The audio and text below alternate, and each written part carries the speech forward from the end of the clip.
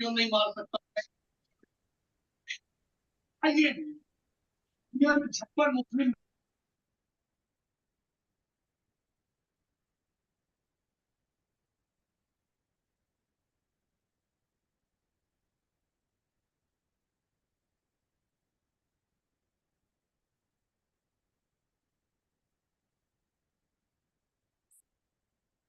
वंदितु सव्यसिद्धे धोयमचल मणोवम गदिम पत्ते वोच्छामि समय पाहुड मिणमो सुद केवली भणिदम।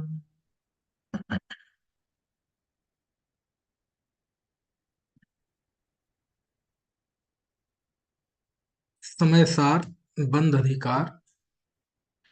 समय सार बंध अधिकार की कल 279 गाथा, 278 279 गाथा पर बात चल रही थी, जिसमें आचार्य ने स्फटिक मणि का उदाहरण दिया।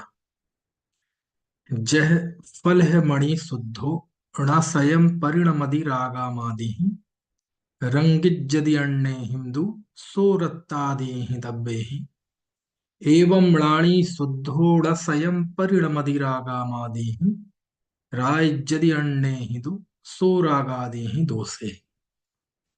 स्फटिक मणि का दृष्टांत दिया है कि जैसे स्फटिक मणि यद्यपि स्वयं परिणमन करने का अपना उसका स्वभाव है, लेकिन वह स्वयं लालिमा रूप परिणमित नहीं होती, स्वयं कालिमा रूप परिणमित नहीं होती, बल्कि लाल आदि के संयोग होने पर लाल रूप परिणमित होती है। यदि लाल का संयोग नहीं होगा तो स्फटिक मणि लाल नहीं होगी।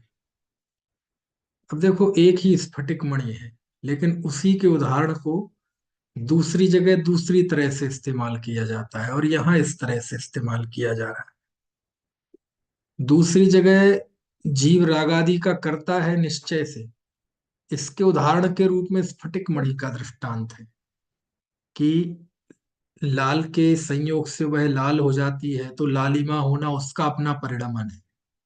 समझ में आओ, उसकी ये विशेषता है। तो वहां अपेक्षा अलग है।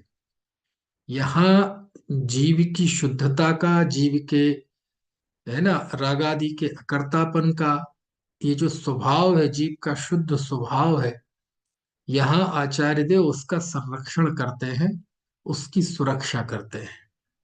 और उसकी सुरक्षा के लिए स्फटिक मणि के दृष्टांत से, है ना, दूसरी बात बताते हैं कि स्फटिक मणि जो लाल पीली दिखाई दे रही है, वह वास्तव में स्फटिक मणि, है ना, का कार्य नहीं है, वो लाल पीले का कार्य है। उसमें जो लालिमा और पीलीमा दिखाई दे रही है वो स्फटिक मणि की नहीं है, वो स्फटिक मणि का परिणमन नहीं है।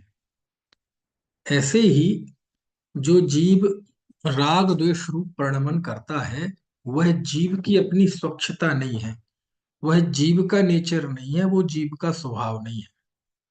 लेकिन जब कर्म का संयोग होता है, कर्म का उदय होता है, तो रागादि रूप होते हैं। यानी आशा यह है कि राग द्वेष का जीव कर्ता नहीं है, राग द्वेष के कर्ता तो पुद्गल कर्म है ना। क्योंकि यदि जीव राग का कर्ता हो, तो जीव तो हमेशा है, फिर राग का तो कर्ता वो हमेशा ही रहेगा, क्योंकि जब कारण है तो कार्य रहेगा। तो राग का जीव के साथ कोई अविनाभाव संबंध, कोई व्याप्ति संबंध, कोई अन्वय व्यतिरेक संबंध नहीं है कि जहां जहां जीव है वहां वहां राग है, जो जो जीव है वह राग का करता है, ऐसा कोई नियम नहीं है। क्योंकि यदि ऐसा हो जाएगा तो सभी जीव हमेशा राग के कर्ता होंगे, फिर कोई वैरागी नहीं हो पाएगा, कोई फिर अनंत सिद्ध नहीं हो पाएगा, है ना। क्यों? क्योंकि जब जीव है तो राग को करेगा। तो जीव का होना ये राग आदि के लिए अनिवार्य नहीं है, ये पर्याप्त नहीं है, क्योंकि जीव तो हमेशा ही है, पहले भी था, आज भी है, भविष्य में भी रहेगा। एक ही नहीं, अनंतों जीव है।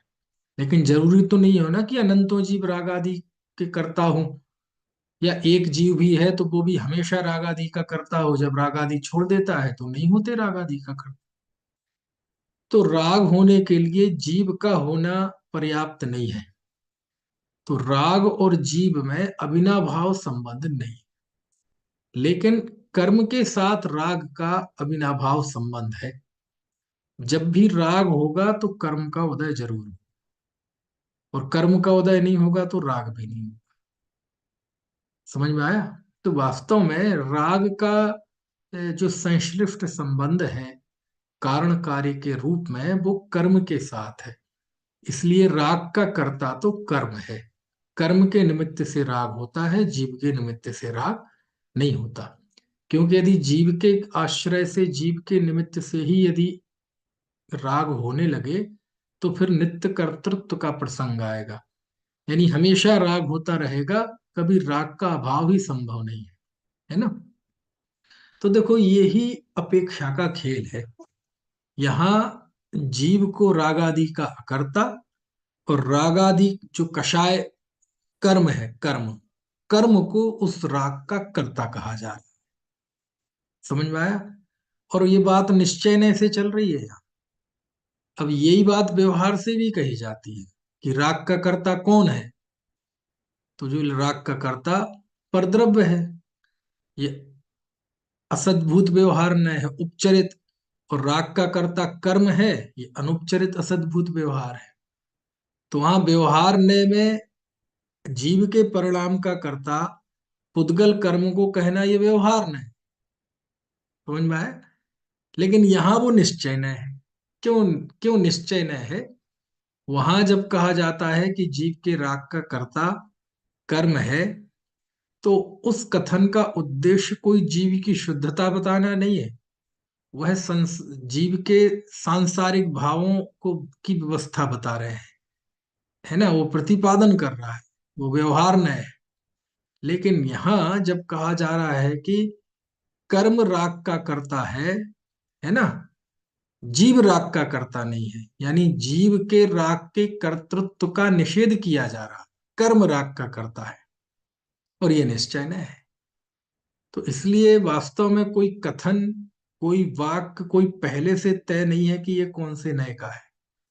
उसका इस्तेमाल किस तरह किया जा रहा है, निषेध करने के लिए किया जा रहा है, या उसका निषेध किया जा रहा है वह, या प्रतिपादन कर रहा है, इससे उसका निश्चित किया जाएगा कि वो निश्चय है कि व्यवहार। अब देखो, जब व्यवहार निश्चय की बात चलती है तो व्यवहार दो प्रकार का होता है ना। एक सद्भूत व्यवहार न और एक असद्भूत व्यवहार। है ना? जीव का पर के साथ जो संबंध दिखाया जाता है वो असद्भुत व्यवहार न है ना? शरीर के साथ, कर्मों के साथ, रुपए पैसे मकान धन जायदाद देश नगर ग्राम, इनके साथ ये असद्भुत व्यवहार न है। जैसे किसी को काला, गोरा, संसारी, त्रस इंद्रिय वाला जीव कहना, अथवा सेठ कहना, गरीब कहना, राजा कहना, तो ये सब असद्भुत व्यवहार न है। क्योंकि असद्भुत व्यवहार न में दो द्रव्यों में एकता दिखाई जाती है। ठीक है? और दूसरा है सद्भूत व्यवहार। सद्भुत व्यवहार में बात दो द्रव्य की तो नहीं होती, बात एक ही द्रव्य की होती है, लेकिन एक ही द्रव्य में भेद करके बताया जाएगा। जैसे जीव राग आदि का करता है ना? जीव राग का करता है, या जीव केवल ज्ञान का करता है, सम्यक दर्शन का करता है, जीव में ज्ञान है, दर्शन है, चारित्र है, ये सब सद्भूत व्यवहार न है। तो असद्भुत व्यवहार ने दो द्रव्य में एकता, और सद्भुत व्यवहार ने दो द्रव्य में, एक द्रव्य में भेद देखना। तो दोनों व्यवहार ने, इनके पुनः दो दो भेद होते हैं। असद्भुत व्यवहार ने के दो भेद होते हैं, एक उपचरित और एक अनुपचरित। सद्भुत व्यवहार के भी दो भेद होते हैं, एक उपचरित और एक अनुपचरित। ठीक है? अब यहां देखा जाए तो जीव राजा है, ठीक है, जीव गरीब है, अमीर है, पिता है, पुत्र है, ये सब उपचरित असद्भुत व्यवहार में है। असद्भुत इसलिए क्योंकि संयोग बताया जा रहा है, और उसमें भी बड़े दूर का उपचार, बड़ा दूर का उपचार, क्योंकि पैसा ये रखा है और पैसे के कारण उसे कहा जा रहा है सेठ। समझ में आया ना। राजा, राज्य के कारण उसे कहा जा रहा है राजा।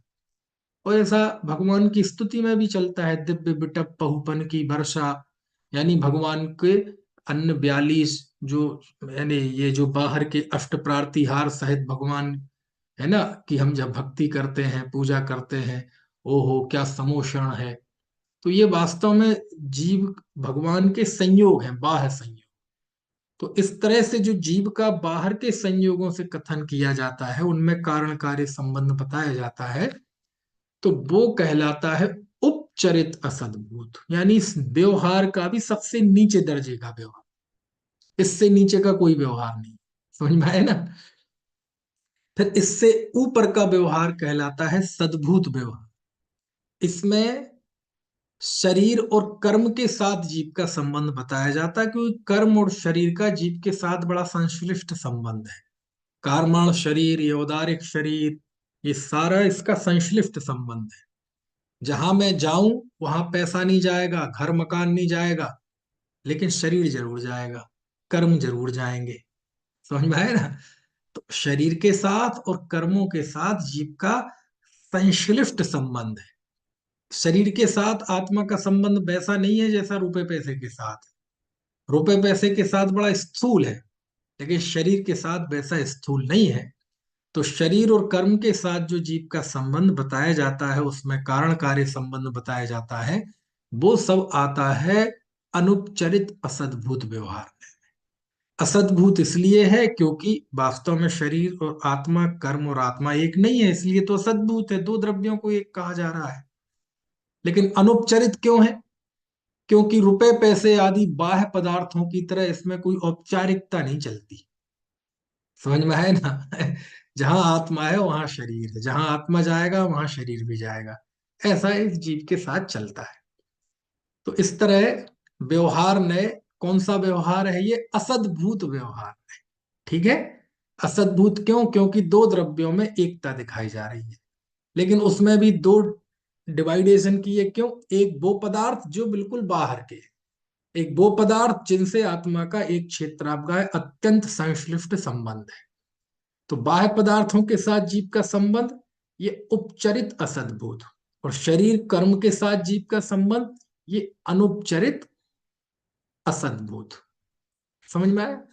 ऐसे ही इसके बाद सद्भूत व्यवहार भी दो प्रकार का है, उपचरित और अनुपचरित। ठीक है। तो जीव का जो रागादि विकारी भाव है, इनको जीव का कर्ता कहना, इनके साथ संबंध बता जाना, ये सद्भूत व्यवहार नय है, और उपचरित सद्भूत व्यवहार नय। और दूसरा है अनुपचरित सद्भूत व्यवहार नय, इससे और ऊपर की क्वालिटी का, कि जो आत्मा की शुद्ध पर्याय है केवल ज्ञान आदि, उनसे सहित जीव को, उनका कर्ता जीव को कहना, और जीव को ज्ञान दर्शन सुखमयी ऐसा गुण भेद करना, ये काय का काम है? अनुपचरित सद्भूत व्यवहार में। तो ये चार प्रकार का व्यवहार होता है। मैं आपको क्यों बता रहा हूं, इतनी इतनी कसरत क्यों कर रहा हूं? मैं ये बताना चाहता हूं कि किस तरह से अपेक्षा बदलती है। एक ही कथन कैसे निश्चय का होता है और कैसे व्यवहार का हो जाता है, वो सब निर्धारण करता है कि ज्ञाता कहना क्या चाहता है, वक्ता कहना क्या चाहता है। क्योंकि वक्ता के अथवा ज्ञाता के अभिप्राय का नाम नय है ना। और अभिप्राय मतलब सही नियत, यानी जो भी ज्ञानी के वचन होते हैं, उन वचनों में कुछ ना कुछ उसका एक सही नियत होती है। वो कुछ ना कुछ बहुत बढ़िया बात कहना चाहता है, बस उसका नाम नय है।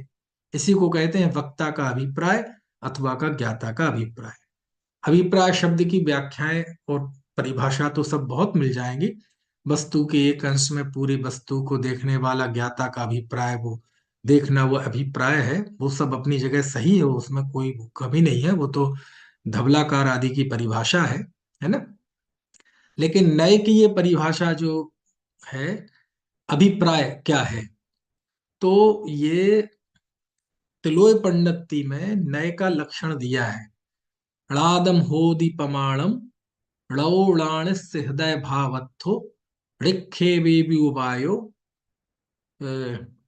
जुत्ति जुत्तिमग्गेण अट्ठ अथ पटि अथ पटि गहड़म। ऐसी गाथा है ना। नंबर क्या है गाथा, शुरुआत में ही है तिलोई पंडिती में, 84 गाथा हो सकती है। तो उसमें एक गाथा में आचार्य ने चार के लक्षण बताए, एक तरह से चार की पहचान बताई, परिभाषाएं दी। ज्ञान की, प्रमाण की, नय की, निक्षेप की और युक्ति की। तो प्रमाण के लिए लिखा अणाणम होदि प्रमाणम, ज्ञान प्रमाण है। और नय किसे कहा, णो, मणो मतलब नय, णाणिस ज्ञानी के हृदय भावत्थो, है ना, ज्ञानी के हृदय में स्थित भाव। नय किसको कहा, ज्ञानी के हृदय में स्थित जो भाव है, भावार्थ है, अर्थ है, उसको नय कहा है ना। उसी को कहते हैं ज्ञानी का अभिप्राय। ठीक है, उसी को गुरुदेव कहते थे कि मर्म तो ज्ञानी के हृदय में होता है। तो कथन निश्चय का वह है कि व्यवहार का, बोले ये देखना पड़ेगा कि वो कहने वाला वो जा कहाँ रहा है, पहुंच कहाँ रहा है ना। वो निषेध कर रहा है या प्रतिपादन कर रहा है, क्या कर रहा है, उससे निश्चित होता है कि ये निश्चय का है, व्यवहार का है। अब इन गाथाओं में रागादि का कर्ता कर्म को कहा जा रहा है।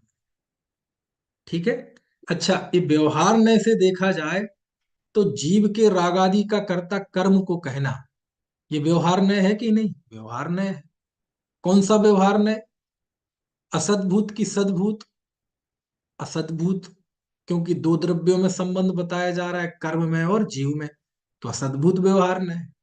असद्भूत में भी कौन सा, उपचरित की अनुपचरित, ये अनुपचरित असद्भुत व्यवहार नय का कथन है। दूसरी जगह पे देखा जाए तो जीव के राग का कर्ता किसे कहना, पुद्गल, है ना। और अपन तो पढ़ते ही हैं, भजन भी है, आठों कर्मों के बीच में अकेला आत्मा, कर्म रुलाता है, कर्म जगाता है, कर्म सुलाता है।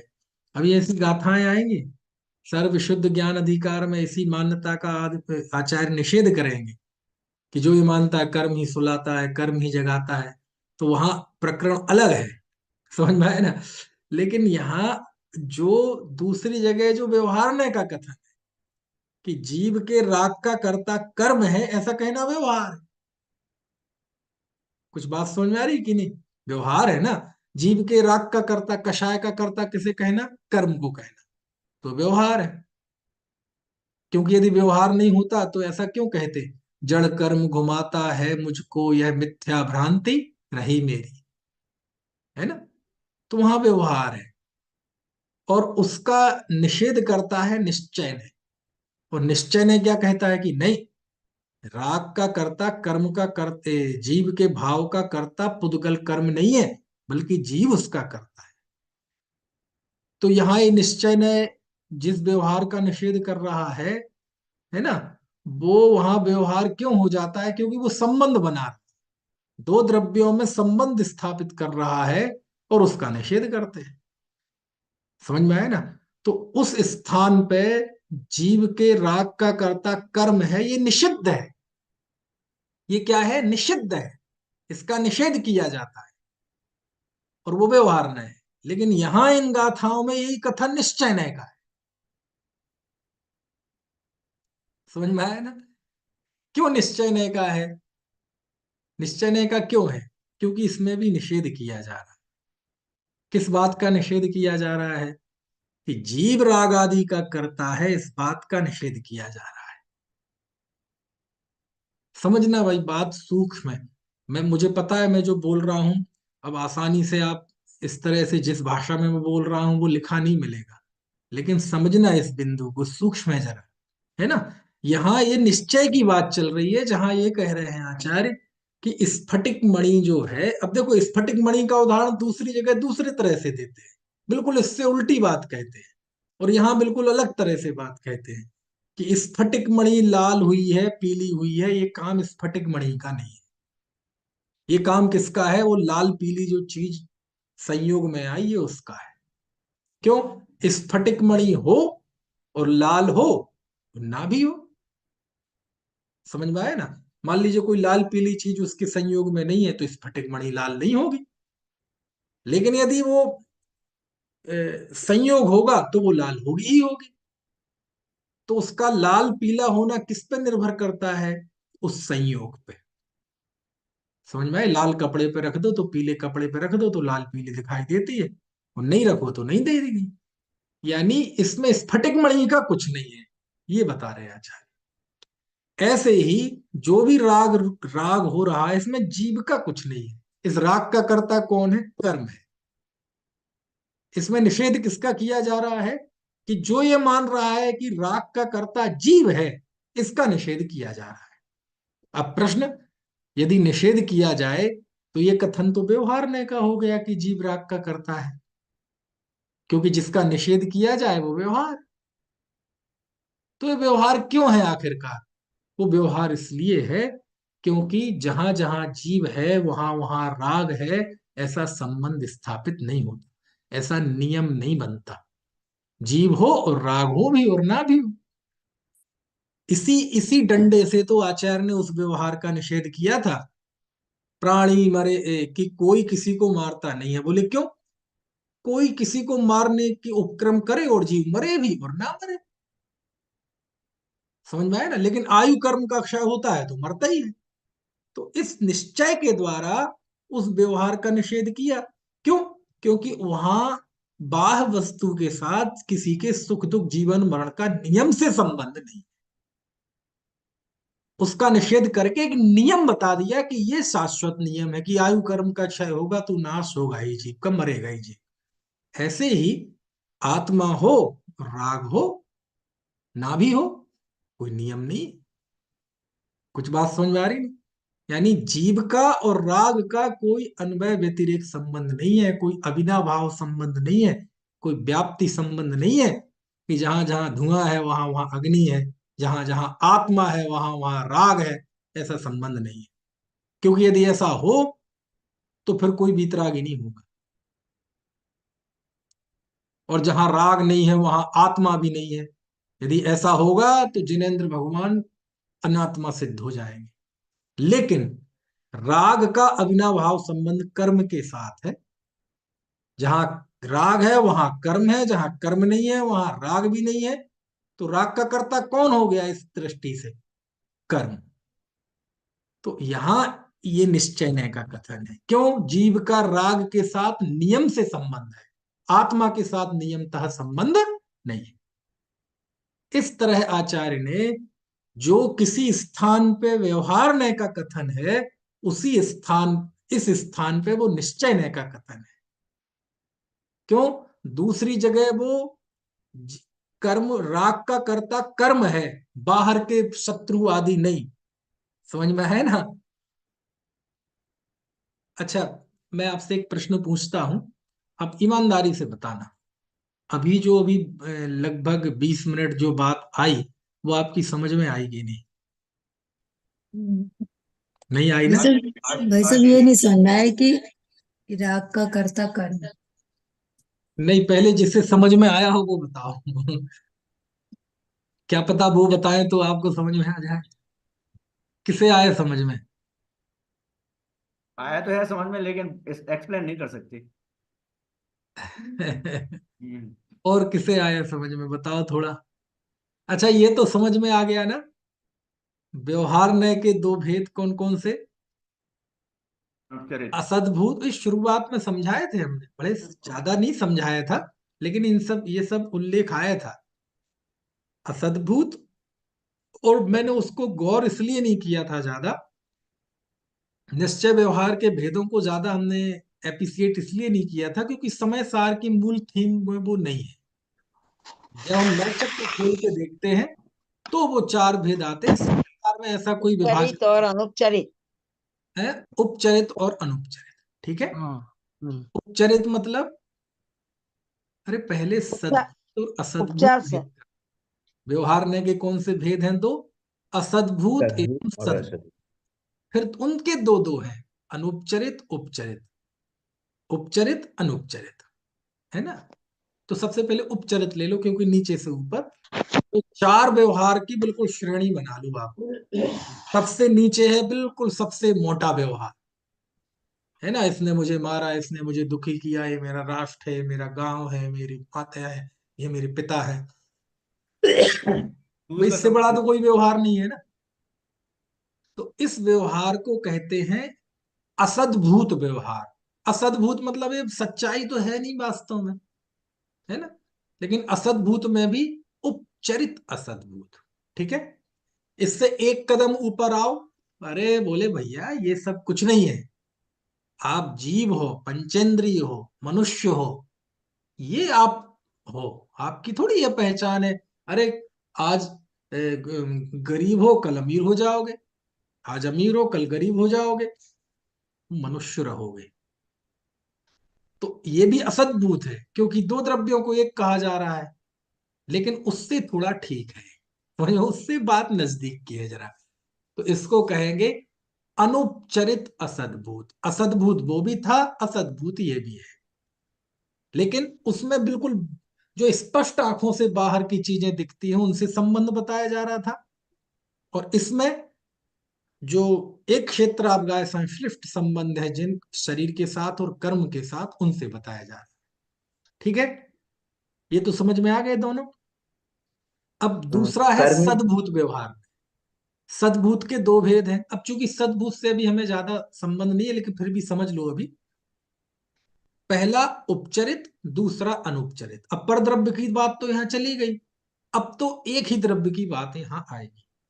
तो एक ही द्रव्य में जो रागादि भावों का कर्ता जीव को कहा जाता है, अथवा रागी जीव, मोही जीव, कषाई जीव, है ना, ऐसा जो है ये कहलाता है उपचरित सद्भूत व्यवहार। सद्भूत इसलिए है क्योंकि एक ही द्रव्य की बात है, उसी द्रव्य की बात है। राग हुआ है, कोई काल्पनिक तो है नहीं, समझ में आया ना। और उपचरित इसलिए है क्योंकि अशुद्धता के साथ संबंध बताया जाता है। फिर चौथे नंबर का है सद्भूत व्यवहार। ये अनुपचरित सद्भूत व्यवहार में, उसमें जो जीव की शुद्ध पर्याय है, केवल ज्ञान आदि, और जो जीव के गुण भेद हैं वो जानना सद्भूत, अनुपचरित सद्भूत व्यवहार में से। ठीक है, तो ये उत्तरोत्तर इनका स्तर बढ़ता जाता है, जो जो ऊपर का व्यवहार आता है त्यों त्यों इनका स्तर बढ़ता जाता है। ठीक है, तो अभी मैं केवल ये जानना चाहता हूं कि आपको ये चारों जो व्यवहार हैं समझ में आ गए। थोड़े से आ रहे है? हैं। हाँ, उपचरित व्यवहार असद्भूत व्यवहार, अनुपचरित असद्भूत व्यवहार, उपचरित सद्भूत व्यवहार और अनुपचरित सद्भूत व्यवहार। अब इन व्यवहार के चार भेदों में ये कहा जाए कि जीव के राग का कर्ता कौन है, तो आप कहेंगे कि पुद्गल कर्म, कर्म के उदय से राग होता है ना। तो ये कौन से नय का कथन है यहाँ, उपचारित। इसका? उपचारित। ये कर्म को अगर दोष देंगे अनुपचरित तो सद्भूत। असद्भूत हो जाएगा, और एक क्षेत्र होगा कर्म से संबंधित तो अनुपचरित असद्भूत। हाँ बहुत अच्छा, अनुपचरित असद्भुत व्यवहार नय का कथन है, पक्का। यहां तक बात समझ में आ गई। अब यहां पर यही बात कही जा रही है, तो ये व्यवहार नय नहीं है, बल्कि कौन सा नय है, निश्चय नय। तो अशुद्ध यहां कहा निश्चय जा नय रहा में है ना, जाएगा क्या ये? है? अशुद्ध निश्चय नय। नहीं अभी अशुद्ध शुद्ध अभी अभी नहीं। अच्छा ठीक है, ये हाँ तो सॉरी। पूरा अभी बिल्कुल शुद्धात्मा का स्वरूप बताया जा रहा है, अशुद्ध अच्छा नहीं, सॉरी। शुद्ध निश्चय नय। तो खैर अभी अशुद्ध शुद्ध में अभी भेद ना भी करें अब, यहाँ ये निश्चय नय का कथन है। प्रश्न है कि यहाँ वो ही कथन यहाँ निश्चय क्यों, और वो ही कथन वहां व्यवहार क्यों। समझ में आया? अब वहां व्यवहार है तो सबको समझ में आता है कि दो द्रव्यों में संबंध बताया जा रहा है ना, और कहीं ना कहीं जीव के संसारिक स्वरूप को समझाया जा रहा है, प्रतिपादन किया जा रहा है, इसलिए व्यवहार। उसे व्यवहार नय कहने में किसी को शंका नहीं है, सब मानते हैं कि जीव का कर्ता कर्म को कहना है, व्यवहार नय, व्यवहार नय है। आठ कर्म से जीव दुखी है, व्यवहार नय है, व्यवहार नय है। जीव कर्म के बंधन और मोक्ष का करता है, व्यवहार। प्रश्न ये है कि यही कथन यहां आकर निश्चय नय का कैसे हो, समझ में आया? तो उसका जवाब क्या आया कि भैया निषेध। निश्चय ने और व्यवहार ने ज्ञानी के अभिप्राय में होते हैं। वो कोई कथन निश्चित नहीं है कि निश्चय का है कि व्यवहार का है। ये देखना पड़ेगा वह वहां भूमिका क्या निभा रहा है। समझ में आया ना, भूमिका क्या निभा रहा है।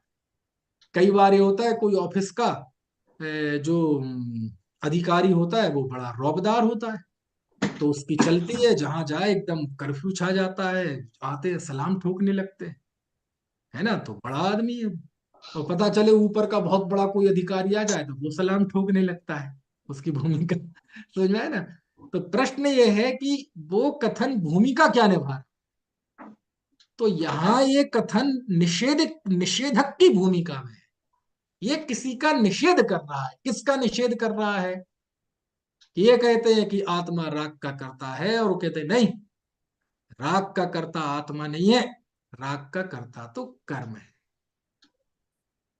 तो इस कथन के द्वारा आचार्य निषेध कर रहे हैं, और निषेध करके आत्मा के शुद्ध स्वभाव का संरक्षण कर रहे हैं, संवर्धन कर रहे हैं। आत्मा के शुद्ध स्वभाव को समस्त आपदाओं से बचा रहे हैं कि आत्मा यदि स्वाभाविक रूप से है तो वह शुद्ध है।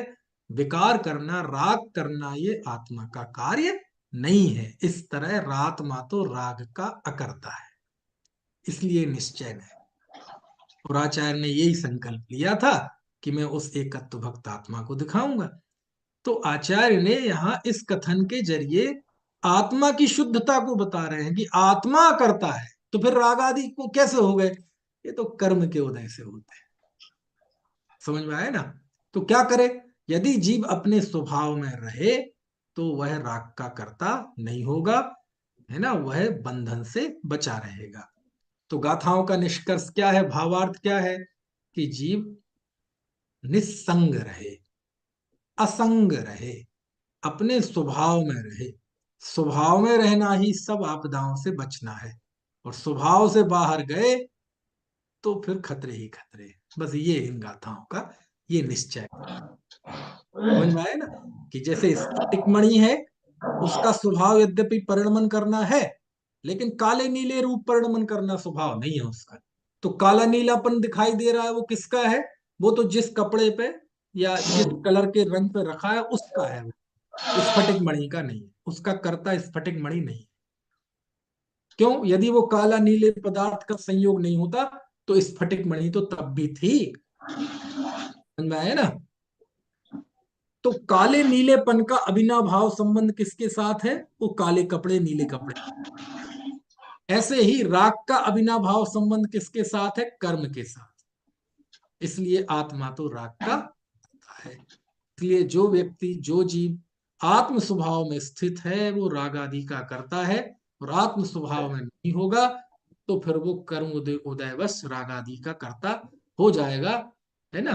इसलिए जीव का तो मतलब कर्तव्य है कि वो आत्म स्वभाव में रहे। तो वैसे भी आग का कर्ता वास्तव में नहीं है आत्मा। क्यों नहीं है? स्वाभाविक रूप से वह उसका कर्ता नहीं है। क्योंकि यदि राग का कर्ता स्वाभाविक रूप से आत्मा हो जाएगा तो फिर राग का कभी अभाव नहीं होगा। समझ में आया ना। स्वाभाविक रूप से आत्मा राग का कर्ता नहीं है।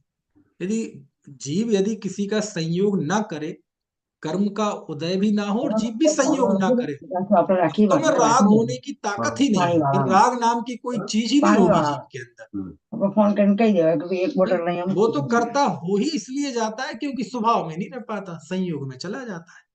तो स्वाभाविक तौर पे वास्तव में निश्चय से, नेचुरल, प्राकृतिक रूप से जीव राग का कर्ता नहीं है। समझ में है ना। क्यों नहीं है? क्योंकि यदि प्राकृतिक रूप से वो नेचुरल स्वाभाविक तौर पर राग का कर्ता हो जाएगा तो राग उसका स्वभाव बन जाएगा, फिर उसका नाश कैसे होगा? फिर राग का नाश होगा तो आत्मा ही नाश हो जाएगा। स्वाभाविक तौर पे तो वह ज्ञान का करता है, जानने का करता है, वो कभी नाश नहीं होता। समझ में आ रही बात की नहीं। तो निश्चय से राग आदि का तो जीव अकरता है। तो फिर लेकिन राग आदि होते हैं तो क्यों होते हैं? क्या करें? उसने कर्म बांध रखे हैं, वो उदय में आते हैं तो होते हैं। वो कर्म का उदय वो राग कराता है। जीव नेचुरल राग का कर्ता नहीं है। ये बात यहां कह रहे हैं। यानी इन चर्चाओं में से भी आचार्य को स्वभाव बताना है। मैंने बताया था ना, एक होता है प्रबंध का अर्थ। प्रबंध मतलब पूरा ग्रंथ। उसके बाद होते हैं उसके अंदर छोटे छोटे चैप्टर, उन्हें कहते हैं प्रकरण। प्रकरण के बाद होते हैं सेंटेंस, वाक्य। तो प्रबंध मतलब एक पूरे ग्रंथ का अर्थ क्या है। तो प्रबंध अर्थ तो ये है जो उन्होंने आचार्य ने कहा था कि मैं एकत्व विभक्त आत्मा दिखाऊंगा। ये पूरे ग्रंथ का उद्देश्य है, ये पूरे ग्रंथ का हाल है। फिर जीवाजीव अधिकार, पुण्य पाप अधिकार, ये इसके प्रकरण है। क्या है? ये प्रकरण है। समझ में आया ना? तो प्रकरण अर्थ जरूरी नहीं अपने आप में परिपूर्ण हो। प्रकरण अर्थ तो उस ग्रंथ के पूरे अर्थ का एक हिस्सा है। इसलिए मैं बार बार क्यों कह रहा था, कोई किसी को मारता बचाता नहीं है, सब जीव अपने कर्म के उदय से सुखी दुखी होते हैं। ये बात हो गई ना, लेकिन ये अभी पूर्ण बात नहीं हुई है। पूर्ण बात कब होगी? जब इसमें से ज्ञातृत्व भाव निकलेगा।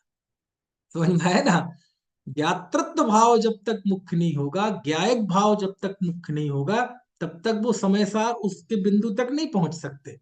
केवल कर्म नो कर्म यही करता है जीव का। अरे इस सारी चर्चा से अंत में पहुंचना कहाँ है? पहुंचना ये है कि जीव अकर्ता है, जीव राग का कर्ता नहीं है। संयोग करोगे तो राग हुए बिना रहेगा नहीं, और असंयोगी रहोगे, अपने स्वरूप में रहोगे, तो राग होने की ताकत नहीं है। ये बात आचार्य को बतानी है। समझ में आया ना? और उदाहरण काय का दिया? स्फटिक मणि का उदाहरण दिया। ठीक है। अब यही बात देखो आगे और गाथाओं में कहते हैं। अच्छा, अब तो आगे बात समझ में कि नहीं? अभी भी नहीं आई हो तो बता दीजिए। ठीक है, चलिए अब आगे पढ़ते हैं गाथा 280, गाथा 281, है ना, गाथा 282। ये तीन गाथाएं आती हैं, एक सी ही गाथाएं हैं लगभग। और जो बात अभी मैंने बताई है आपको, बस वो ही बात है, और वो समझ गए तो अब ये गाथाएं बहुत आसान है। देखो जरा गाथा 280। प्रणय राग दोष मोहम कुव्वदिणानि कसाय भावं वा सैमप्पणोणतो सैमप्पणोणसोतेण कारगोते सिंभावाणम। देखो क्या अर्थ है। आचार्य कहते हैं, णय राग दोष मोहम कुब्बदी णाणी कसाय भावम वा। णाणी मतलब ज्ञानी, ज्ञानी मतलब आत्मा। आत्मा राग दोष मोह णकुब्बदी, आत्मा राग दोष मोह को करता नहीं है। ज्ञानी राग दोष मोह का करता नहीं है। ठीक है। और कसाय भावम, कसाय भाव का भी करता नहीं है ना? कैसे नहीं करता? स्वयं अपणो, स्वयं अपने से। यानी आत्मा राग द्वेष मोह कषाय भावों को स्वयं अपने से नहीं करता। क्या मतलब हुआ? अर्थ मतलब स्वाभाविक तौर पर जीव उसका करता नहीं है। मैं कह रहा था ना, जैसे स्वाभाविक तौर पर, नेचुरली, यही यहां से बात है। स्वयं, स्वयं मतलब स्वयं, अपणो, है ना, स्वयं मतलब स्वयं, और अपणो मतलब अपने में, है। और रदु करोति नहीं करता। क्या? राग दोष मोहम कसाय भावम वा, राग द्वेष कषाय और मोह, इन भावों को ज्ञानी स्वयं अपने से नहीं करता। इसीलिए तैण सो वह तेसिम भावाणम, उन भावों का णकारगो, उन भावों का करता नहीं। स्वयं मतलब स्वाभाविक तौर पे कहाँ करता है जीव राग द्वेष कषाय? समझ में आया ना? क्यों? क्योंकि जैसे दीपक का स्वभाव ऊर्ध्वगमन है, दीपक की जो लौ है ऊपर की ओर गमन करती है ना, तो यदि कोई हवा ना लगे तो नेचुरली दीपक की लौ किस तरफ जाती है? ऊपर तरफ। है ना। हवा का स्वभाव क्या है? तिरछा बहना। यदि कोई संयोग ना हो तो हवा कहाँ बहेगी? तिरछी ही बहेगी। वो तो पंखा चला देते हैं, संयोग हो जाता है तो वो नीचे की ओर आती है। पानी का स्वभाव क्या है? नीचे गिरना। अब वो बात अलग है, अपन टुल्लू पंप चला के पाइप से उसे ऊपर तक कर देते हैं, और वो गाड़ी धोने वालों की वो मशीन और स्प्रे इतनी तेज होती है, आदमी को कर दो तो छेद हो जाए। तो वो तो उसका वैभाविक परिणाम है। जैसे अग्नि का स्वभाव ऊर्ध्वगमन है, ऊपर की ओर जाना है। हवा का स्वभाव तिरछा बहना है। पानी का स्वभाव नीचे की ओर बहना है। ये उदाहरण है ना। ऐसे ही आत्मा नेचुरली, यानी आत्मा किसी पर का संयोग ना हो, पर का संयोग ना करे, कोई निमित्त ना बने, तो नेचुरली वह राग द्वेष को नहीं करेगा। स्वाभाविक तौर पे स्वयं से तो राग द्वेष नहीं करता। स्वयं से तो उसके अंदर शुद्ध भाव ही निकलते, ज्ञातृत्व ही निकलता है। समझ में आया ना। यानी राग आदि का कर्ता वह स्वयं नहीं है। राग आदि जीव नहीं करता, ये आचार्य कह रहे हैं। देखो लिखा ना, लय राग दोष मोहम कुब्बदी राणी कसाय भावम वा। ज्ञानी, राणी मतलब ज्ञानी, स्वयं अपनो, स्वयं अपने में, लय राग दोष मोहम कसाय भावम वा, राग द्वेष और कषाय भावों को नहीं करता। तेण इस कारण से, तेसिम भावाणम उन भावों का, नाकारगो वह आत्मा करता नहीं, स्वयं नहीं करता। परवशता से होते हैं। परवशता मतलब कर्म के उससे होते हैं। यदि जीव स्वभाव में रहे तो कोई दिक्कत नहीं, कर्म के वशीभूत होगा तो होगा, है ना। तो इस तरह आचार्य ने आत्मा के स्वभाव की रक्षा की है कि स्वभावतः आत्मा राग आदि का करता नहीं है। आत्मा हो और राग ना हो, ऐसा भी होता है। सिद्ध भगवान है, आत्मा है, लेकिन राग नहीं है। अनंत भगवान है, आत्मा है, लेकिन राग नहीं है।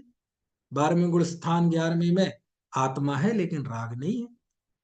इसलिए आत्मा का राग के साथ कोई संबंध नहीं है। नियमता सार्वभौमिक सार्वकालिक शाश्वत कोई ऐसा संबंध नहीं है। आत्मा स्वभावतः राग द्वेष का करता नहीं है। यानी वो नेचुरल अपने स्वभाव में है तो राग द्वेष को नहीं करे। क्यों? यदि नेचुरल करने लगे तो क्या होगा?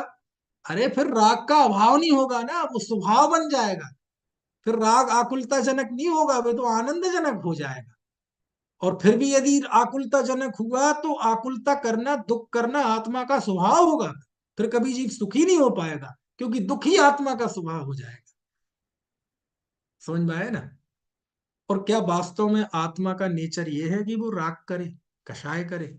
ना ना, ये आत्मा का स्वभाव नहीं।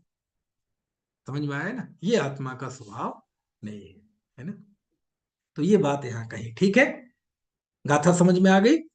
लय राग दोष मोहम कुब्बदिणाणी कसाय भावम बा, स्वयं अपणो तेण कार गोते सिंभावाणम।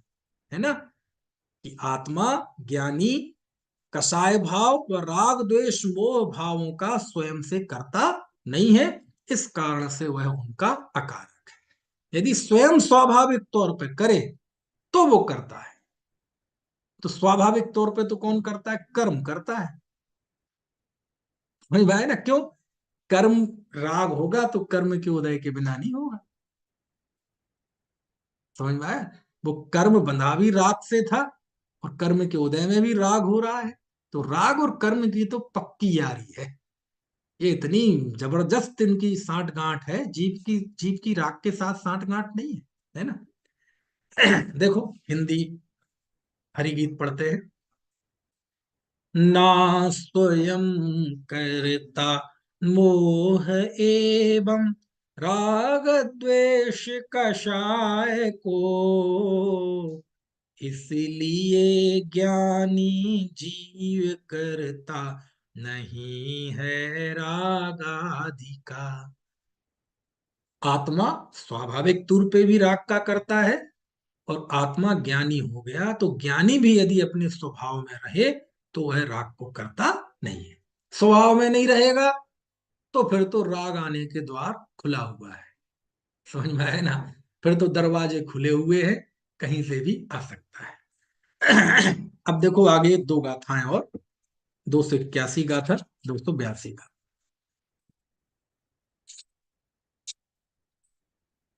ये दोनों गाथाएं बिल्कुल एक सी हैं, एक आध शब्द का फर्क है, इसलिए दोनों साथ साथ पढ़ लेते।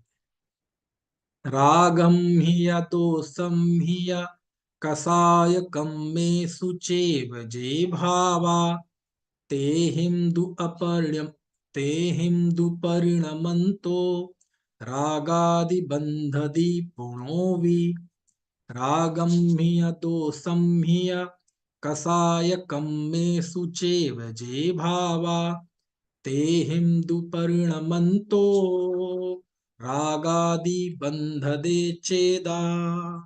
देखो, रागम्मी राग होने पर, दोषम्मी या दोष होने पर मतलब द्वेष होने पर, कसाय कम्मेशु है ना, यानी कषाय कर्म के होने पर, ठीक है, रागेचा द्वेषेचा कषाय कर्म सूचये, राग होने पर, द्वेष होने पर और कषाय कर्म के होने पर, यानी इनके उदय होने पर, है ना, क्योंकि कषाय ही दो रूप है, राग रूप और द्वेष रूप। 25 कषायों में 13 कषाय राग रूप है और 12 कषाय द्वेष रूप है। क्रोधमान द्वेष रूप है, माया लोभ राग रूप है। तो चारों लगा लो, अनंतानुबंधी आदि, तो 8 तो ये हो गई।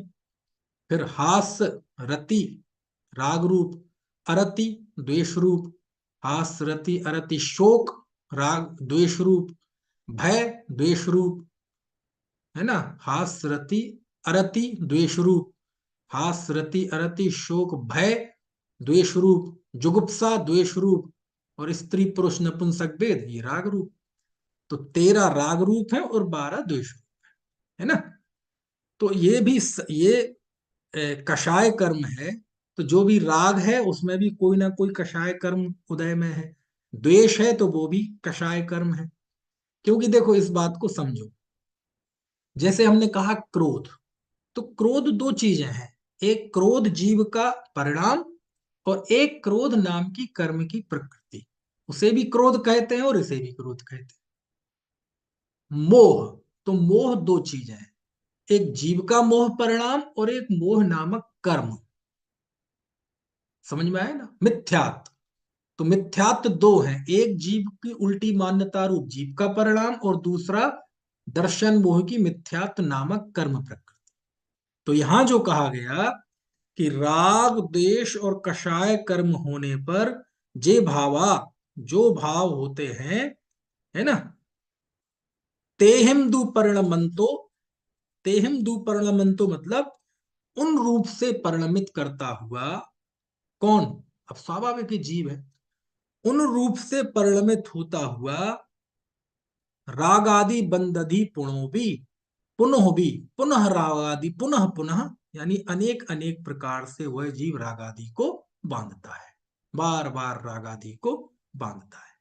अब स्वाभाविक है, जब बंधन की बात है तो किस जीव की बात है, अज्ञानी की बात है, क्योंकि यदि जीव स्वभाव में रहे तो वहां, है ना, राग है ही नहीं, लेकिन स्वभाव में नहीं है जो जीव, ऐसा जो अज्ञानी है वह उसके राग रूप परिणमित होता है और पुनः पुनः बंधन को प्राप्त होता है, यानी संसार में परिभ्रमण करता है। तो उसका कैसे होता है, राग द्वेष कषाय कर्म, यानी राग द्वेष कषाय कर्म के उदय से वह रागादि रूप परिणमन करता हुआ है, बार बार पुनः पुनः बंधन को प्राप्त करता है ना।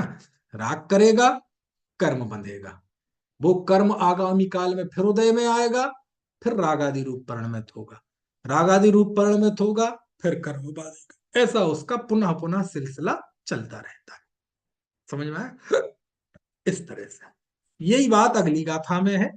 बस आखिरी में क्या बन गया, बंधदी पुणोभी की जगह शब्द आ गया बंधदे चेदा, कि राग द्वेष कषाय कर्म होने पर जो भाव होते हैं उनसे परिणमित होता हुआ चेदा मतलब आत्मा राग आदि को बांधता है।